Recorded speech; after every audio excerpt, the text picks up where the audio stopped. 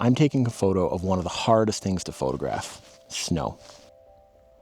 Snow is particularly hard to capture because it's pure white, and in different lighting conditions it can look orange, it can look blue, it can look gray, and your camera really doesn't know how to interpret snow because it doesn't think that you would take a photo of these pure white things. So I wanted to give some tips and tricks about how you can get better snow photos, really how to expose for snow properly, and how to make sure that you don't come out with these kind of gray, dull, snowy photos.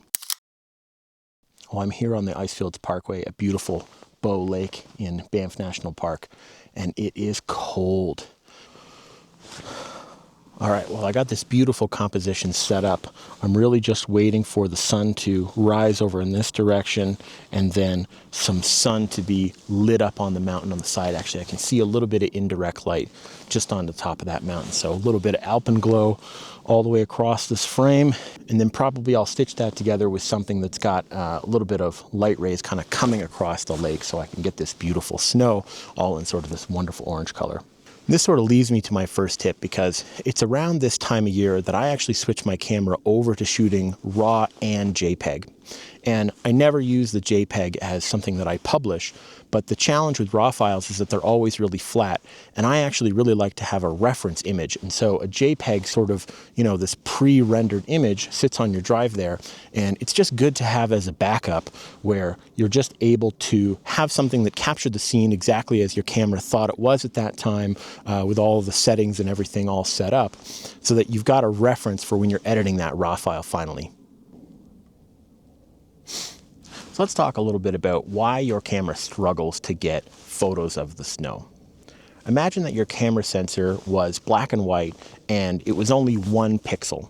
Well, every photo that you would take, your camera would interpret the light and the dark only in that 1 square, and it would come out as this general gray color, what the camera manufacturers call medium gray. And what this means is that for the majority of the images that you take, you will end up with a medium gray image. So it doesn't matter whether you're shooting a portrait in the day, at night, a landscape image, doesn't really matter. They'll all kind of come down to this gray color, a little bit of light, a little bit of dark, finally mixed together. The problem with snow is that it will be light or dark, but it is pure white. And so your photos will be brighter than they would normally be. And so your camera interprets that as the scene is too bright, and so it lowers the exposure to get a more gray, slightly darker image. But that isn't what you want. What you want is an image of this white snow. So actually you need to correct for this by either using manual mode or by using an exposure compensation or some other type of mode that's going to raise the exposure just a little bit so that you can capture all the detail in those bright colors. If you're not familiar with exposure compensation, this is a way of you letting the camera know that its guess is incorrect and that you want it a little bit darker or a little bit brighter. On my camera, this comes in the form of a dial over on this side, and all I simply have to do is move that dial a little bit, and you can see I'm adjusting the exposure just a little. It's all about exposure, right? It's all about being able to get snow exposed in, the low lights and some shadows, maybe in some highlights, and make those look realistic for your eye without the camera kind of muting them and making them all gray.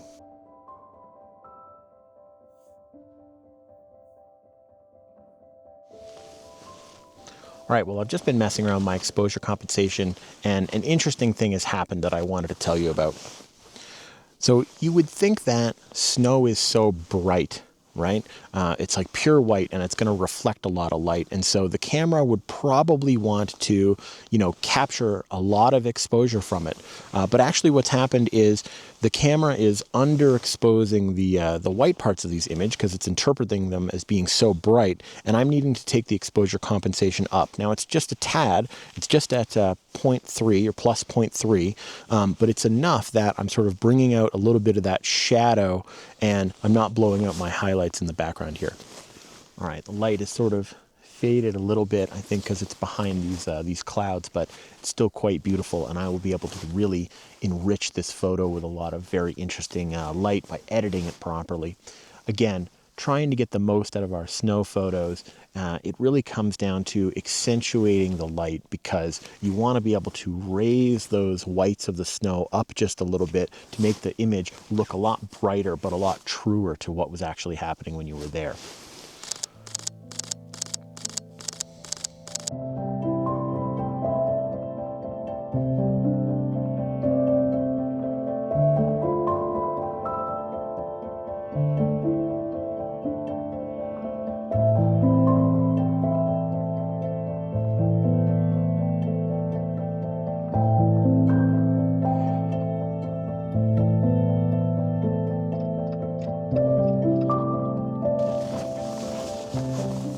All right, well, I was just driving past a spot that I know well, which is Waterfowl Lakes, looking at Mount Sheffrin.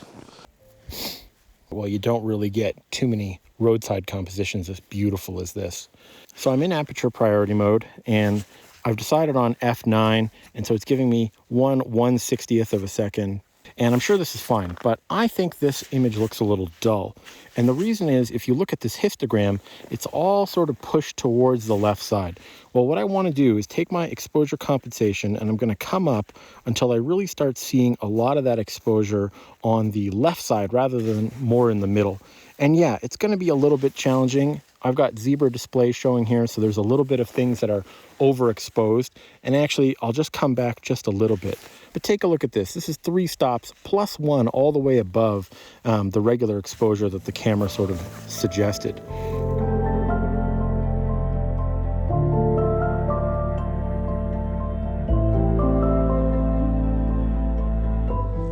Well, what do you know? Finally, some blue skies.